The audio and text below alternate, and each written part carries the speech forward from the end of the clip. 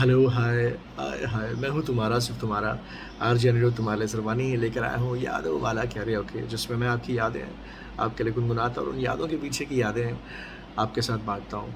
So sorry मैं काफ़ी दिनों से आपके साथ नहीं था।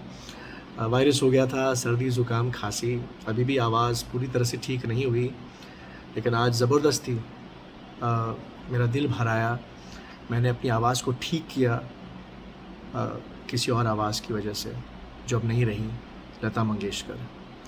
मेरा ये सौभाग्य था कि मैं उनसे न सिर्फ़ मिला 2 बार, लेकिन उनका इंटरव्यू 2 बार किया जब मैं ऑल इंडिया रेडियो में शो करता था।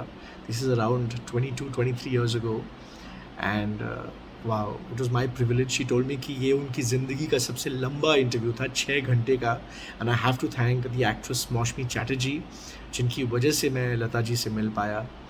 एंड यही नहीं जब दूसरी बार लता जी से मिला तो मैं अपने पापा के साथ पापा की गाड़ी में उन्हें लेने गया उनके घर पे पेडर रोड एंड पापा actually got to see me interview Lata ji, क्योंकि तब मैं नया-नया बम्बई में स्ट्रगल कर रहा था। तो पापा got to see me achieve something small may be something big, कि मैं लता जी का इंटरव्यू कर रहा हूँ उनकी नज़र के सामने और 6 महीने बाद पापा नहीं रहे।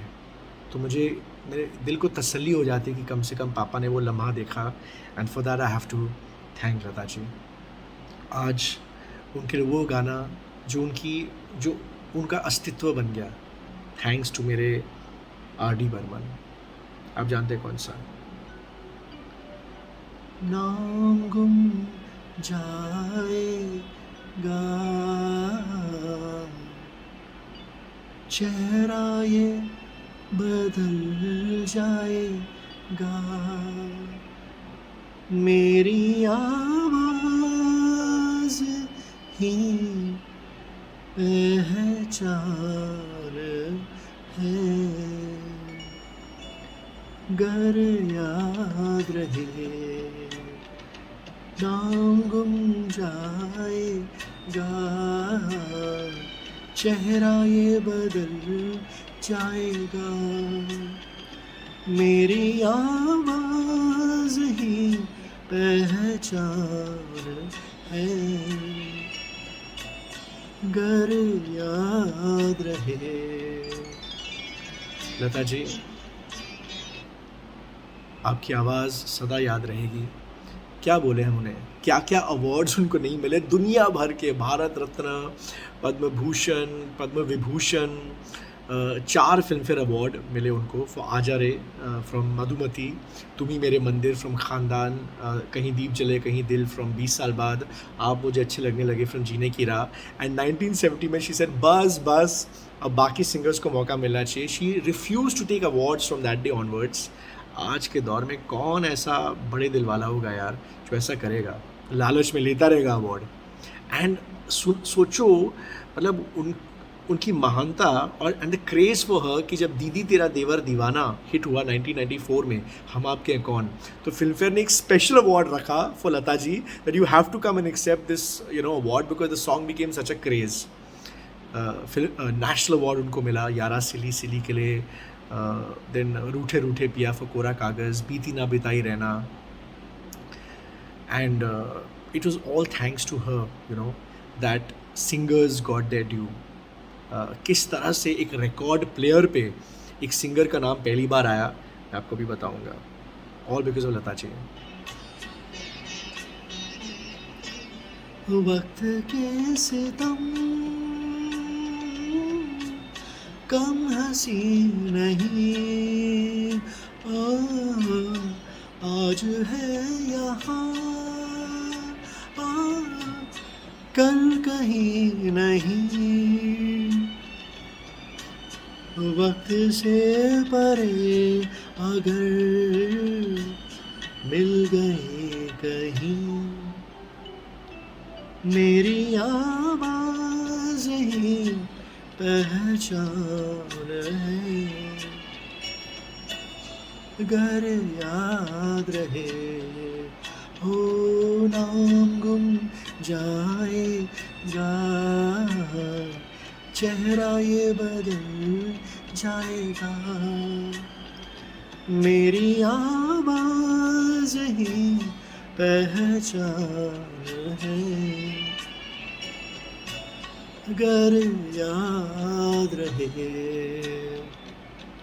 सो 1949 में जब लता जी आईं, पहली बात तो शशाधर मुखर्जी तब बहुत बड़े प्रोड्यूसर थे, शहीद बना रहे थे, तो म्यूज़िक डायरेक्टर गुलाम हैदर उन्हें लेकर गए लता जी को उनके पास, and he rejected her saying कि इनकी आवाज़ बहुत पतली है, क्योंकि उस ज़माने में बड़ी भारी भरकम आवाज़ें आती थी, शमशाद बेगम, सुरैया, नूरजहाँ।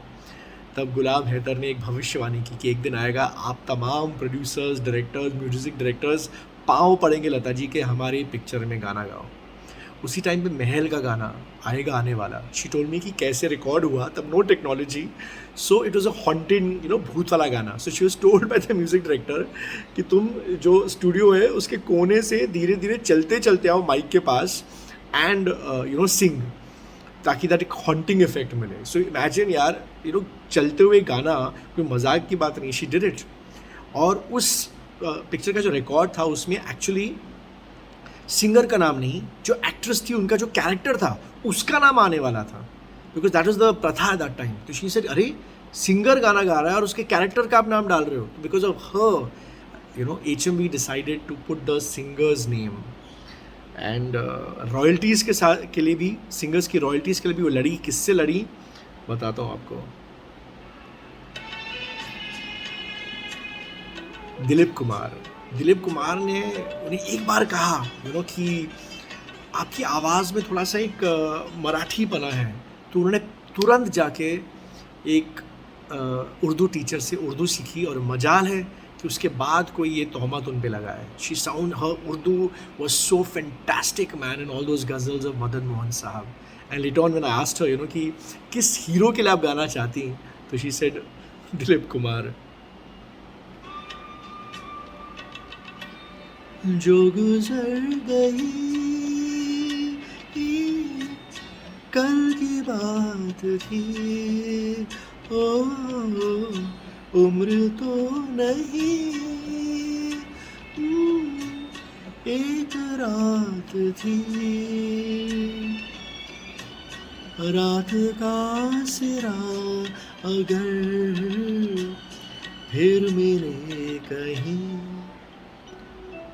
मेरी आवाज़ ही पहचान है, अगर याद रहे, ओ नाम गुम जाएगा,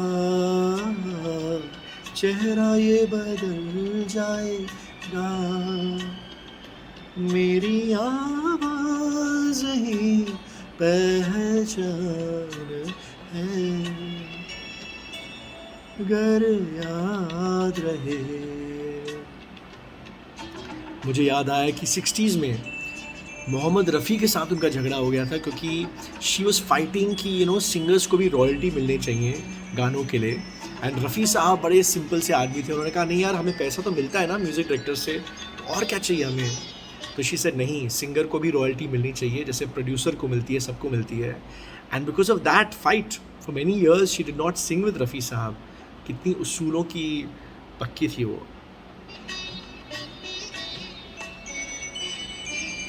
दिन ढले जहाँ रात पास हो, जिंदगी की लो पूछ कर चलो, याद आए घर कभी जी उदास हो, मेरी आवाज़ ही पहचान है, घर याद रहे, ओ नाम गुम जाएगा, चेहरा ये बदल जाएगा, मेरी आवाज़ ही पहचान है, गर याद रहे। और बहुत कुछ याद आ रहा है लता जी के बारे में, जो उन्होंने मुझे खुद कहा था एक इंटरव्यू में अगली बार लता जी, आप कभी नहीं हमें छोड़ के जा सकतीं। जैसे आनंद पिक्चर में अमिताभ बच्चन ने कहा था, आनंद मरा नहीं, आनंद मरते नहीं, लता मंगेशकर भी मरी नहीं, वो कभी मर नहीं सकती।